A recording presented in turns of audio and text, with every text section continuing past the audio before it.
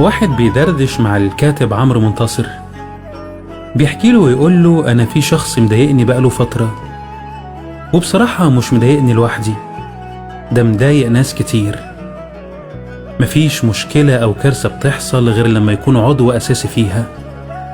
إنسان مؤذي بشكل فظيع، لا بيصون عشرة ولا عيش وملح، وممكن يدوس على أي حد علشان خاطر مصلحته.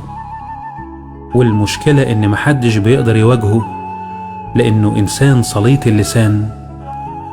والمصيبة إنه بيتخيل إن الناس بتخاف تواجهه علشان هو صح.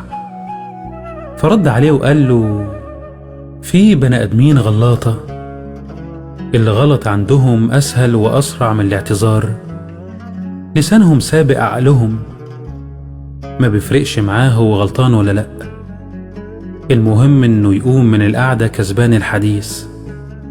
صعب يتصالح مع فكرة إن الاعتذار ما بيقللش منه، ما بيصالحش حد حتى لو اعترف بغلطه، وكل اللي على لسانه هو أنا كده، عجبك عجبك، مش عجبك اشرب من البحر.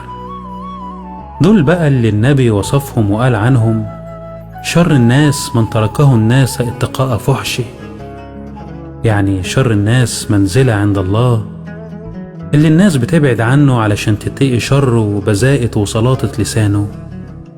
فمن عقوبة ربنا لبعض الناس في الدنيا إن يشغلهم بالخصومات والمشاحنات مع ناس تاني، لأن سلامة الصدر من نعيم الدنيا والآخرة، ومش هينولها إلا الإنسان الناقي اللي ربنا يوفقه ليها.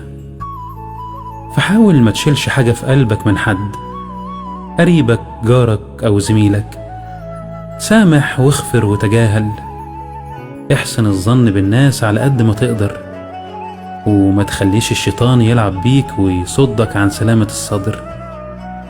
الحياة لحظات وانت تستحق تعيشها بابتسامة وراحة بال وقلب نظيف، وهتشوف وهتعرف ربنا شايل لك ايه عنده.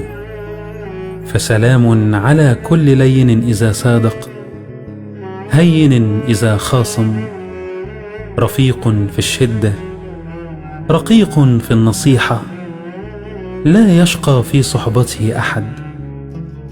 فيا رب اجعلنا دايما من اللينين الهينين القريبين من الناس. إلى اللقاء.